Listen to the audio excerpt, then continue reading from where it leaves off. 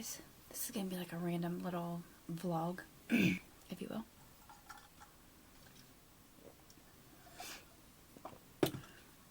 I just got out of the bathtub and I put some, that John Frieda? Something. Frizzies, crap in my hair. I have pajamas on. Getting ready to have a snack. If you watch my channel, then this is not new to you. Sorry. Strawberries and bananas with melted Nutella. No, this is not an eating video. I'm just talking quiet because I don't want to wake up Adri. I have her door open still. Until I go to bed, I leave her door open.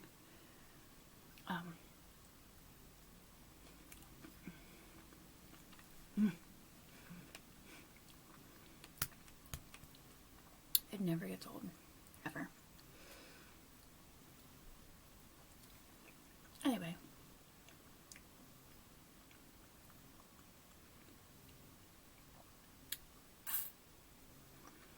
It's 1:30 in the morning. I was scrolling through Facebook earlier. And there's so many people having like so many issues.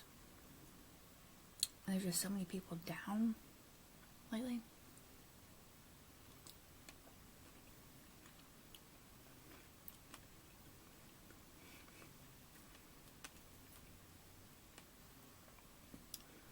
And anyway, and as you can tell from like my last couple of videos, I was just kind of down with stuff that I have going on.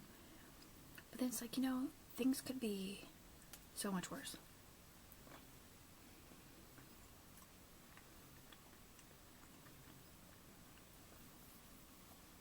Like, there was just a family a couple weeks ago, a mom and a dad and two little girls. I think they were 7 and 10 or 5 and 7, somewhere around those ages. And the house caught on fire.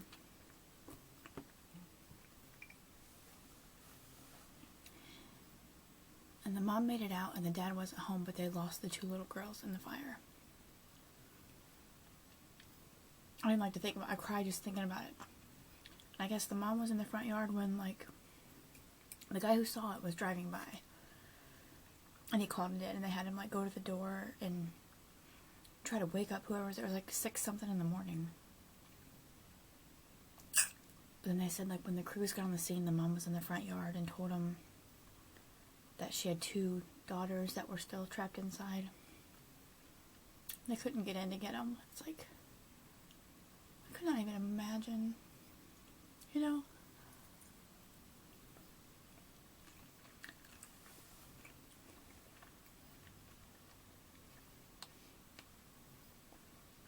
Sorry. I can't even. And then, like, another friend of mine, she's younger, and she's pregnant with her first child. And the guy kind of bailed on her. What is she, 17? 18? Somewhere, she's young. She's like family. I love her.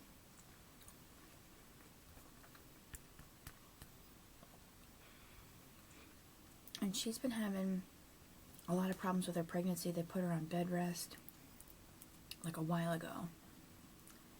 And I think she's due like in the next couple weeks, but she posted on Facebook today that during her ultrasound they found the baby's not really growing, even though they gave her steroid shots. So the baby's teeny tiny. And they found some kind of mass on the baby's head. They said it could be a cyst or it could be a tumor. They don't know what it is. They're sending her to Columbus to have like better tests done to see if they can determine what it is. And I know she's got to be going crazy. Like, there's this little baby she's been carrying all this time. She hasn't even got to meet her yet or hold her yet. And there's already like something that not right with her. Like, there's just so many.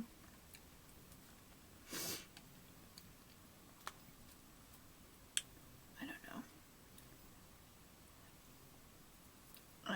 back in 2002, I've talked about this before, like, briefly. It's like, back in 2002, I dated a guy. I started dating him in my senior year of high school back in 97. We dated off and on till 2002. And anyway, sorry, I have like an eyelash. Anyway, I ended up pregnant. And then one day I was at work. And one day I was at work. And my back started hurting like really, really, really bad. So I called like the hospital call nurse line and told them what was going on. Told them that, you know, I was pregnant. I hadn't even been like to the doctor or anything. I just taken home pregnancy tests that came back positive. And I called them, told them what's going on. They told me to, you know, be on the safe side, go in and get checked out. So I went in. He met me there. My sister had met me there.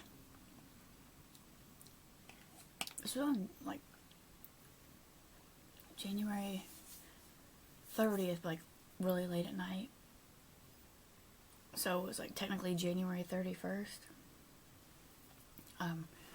Anyway, he met me there after a shift. He was a police officer. Well, now he's a detective, but he was a police officer. And he met us there. They came in, did their test, like, oh, you know, you're about, what'd they say? 7 or 8 weeks along, maybe a little bit more. Is that what they said? Yeah. 7 or 8 weeks, maybe a little bit more. Excuse me.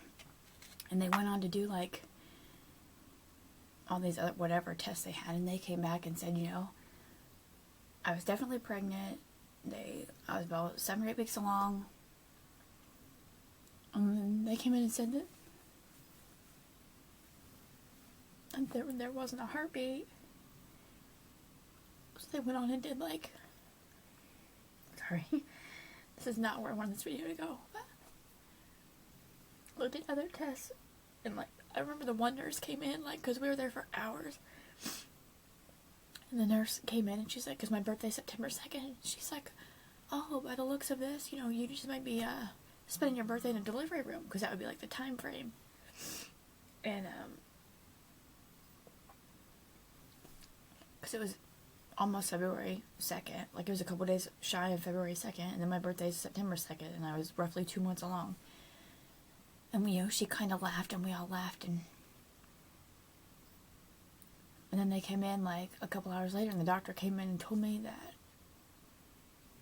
that, something went wrong during the cell division or whatever, and that within the next couple days I was going to miscarry. It's like, I didn't even know that I was pregnant for, like, very long, so I didn't really have, like, the whole grasp of, like, what my life was going to be like with, so it was like, I don't know. And he just kind of sat there and didn't say anything, and my sister went out in the hall, like, to give us a minute. And he just sat there and didn't say anything, and I'm just sitting there, like, my head just dropped, my whole world, like, came crashing down. So I went out in the hall, like, I was in my gown, I went out in the hall and just hugged my sister and just sat there and cried. And then I had to go, like, that was January 31st, and I had to call him the next day to set up to have a DNC. And you think by now it would be over it.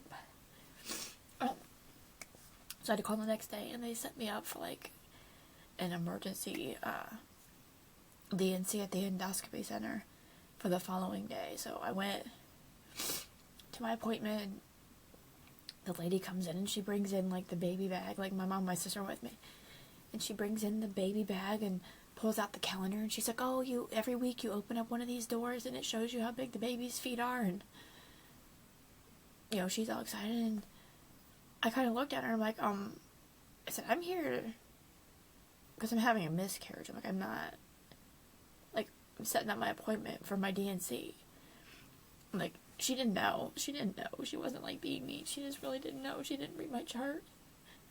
So she just kind of said she was sorry and dropped her head and walked out. And then the next day, my mom had to take me for it. It's like I had to take off all my jewelry and all that.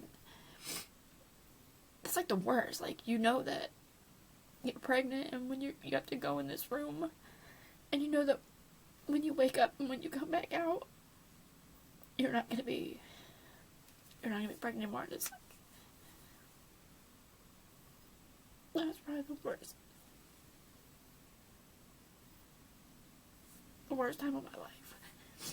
So I sat there with my mom, and I took my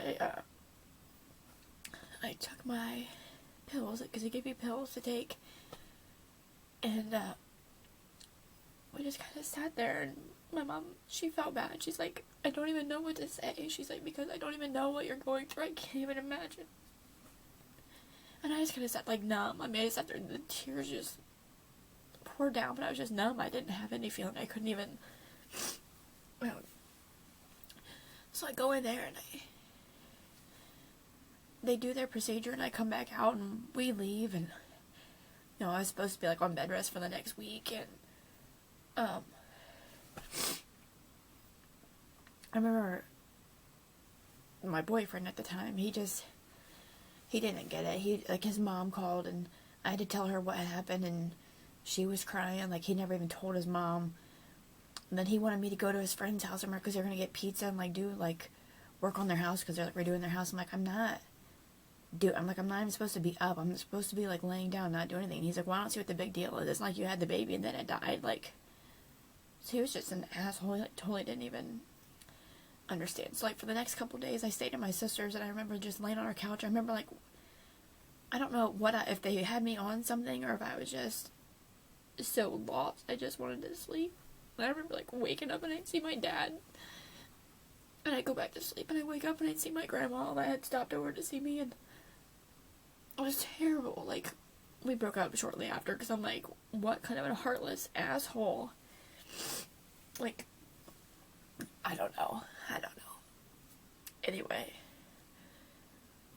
So I know what it's like to have issues with a child, or being pregnant with a child. I don't know. But then, as strange as it may be, over the years I had a couple of issues with my pelvis. They told me that I wouldn't be able to have kids, and they told me every year that I got older, my chance of having a baby would decrease. And then it's I got with Jay, and we had we knew each other from high school. We met up one day, and 11 days later he got down on one knee and proposed, and within a month, we had a baby on the way. I wasn't even supposed to be able to have a baby. And do you know, Adri was born on January 31st of 2012, exactly 10 years later to the day. So it's I don't know, to me it's a sign, the worst day of my life, January 31st, 2002, when they told me that I was going to miscarry and that there was no heartbeat, then became, the best day of my life, because that's when Adri was born. 15 and a half hours of labor, no epidural. I didn't even get my first shot of pain medicine until I was at 6 centimeters. I had 15 and a half hours of labor, and it was for that little miracle baby sleeping in the other room. So, and then I remember I came home from the hospital, there was it looked like a picture frame wrapped in wrapping paper, and it was up on my mantle. And I'm like, what is that? And my mom's like, it's a present for me. So I opened it up, and it's this poem. I'll have to remember to show you guys sometime, but it's this really cute little poem. And my mom said she bought it when I was pregnant the first time. She kept it for 10 years. And she moved it with her when she moved 3 different times in those 10 years. Because she knew that one day I would have a baby. So the whole, I feel so bad for Dallas. That would be horrible. It was hard enough. I don't know. I don't even want to think about it. I couldn't imagine. I can't even imagine what she's feeling right now, knowing that she's had problems and she's getting so close and the baby's not growing, and now there's something wrong with it. Just say a prayer for her if you can, because she's the sweetest thing. I don't know. But it's there's been terrible things going on everywhere, and I've been through some tough shit. There were other things that happened with Jay and I a few years ago, which he ended up being arrested and he spent a couple days in jail, and Adrian and I had to move out of our house for 6 weeks. And then we had to go to court, and they said, you know, he suffered from, like, what was it? Severe anxiety and depression. And, I mean, we've been through some awful, awful, awful things. So it's like the little things, like with my issues with being a stepmom, I shouldn't even worry about them. I mean, yeah, they get on my nerves and they're unnecessary, but it's like, there are so many bigger problems out there that are worth stressing about and being upset about. It's like, I have a man who loves me more than anything. I have my wonderful little daughter that I wasn't even supposed to be able to have, who loves me more than I ever thought anybody could ever love me. We have a decent house. He has a good job. We have vehicles that run. We have clothes. Like, a lot of people don't even have that. I need to just focus my energy on, like, good things and positive things, and focus on what I really have. Because, like, life is flying by, and I'm spending so much time worried about the negatives and the things that are holding me back, instead of focusing, like, on the good things that are, like, right here in the present that I'm totally missing out on. So I just sat and thought about all kinds of things, and I'm going to change. I'm going to spend more time every day, like, realizing what I have and not taking things for granted, and, like, taking time to smell the roses and, you know, enjoy the scenery on this journey of life. Like, every day is a gift. You never know when it's going to end. You never know. Anything could happen at any time. So I really need to try and find ways to, like, enjoy every minute of every day. Take the good with the bad. You win some, you lose some. And I'm going to change. I'm going to find what makes me happy and do what makes me happy, and not worry about the other things, and not worry about other people's issues. I am who I am. Either you like me or you hate me. And that's your choice, and not my job to change somebody's mind and make them like me. So yeah, I'm going to enjoy this little fruit plate with my chocolate. I'm going to go to bed and get some good sleep. And tomorrow, I'm going to start living my life for me and for my daughter. And you're going to see some changes in my videos. Hopefully you'll start to see the real me. Hopefully I'll be able to just not hold back and not be so uptight and just loosen up and be myself. Because I miss being myself. Is that because since I became a mom, I have to be serious all the time, and I really don't. So yeah, I love you guys. I thank you so much for watching. Every time I get a message on, like, Twitter or Facebook from one of my subbies, it melts my heart. I love you guys. And the fact that so many of you chimed in, like, with the whole step parenting thing, like, that means the world to me. I love you guys. I truly love you guys.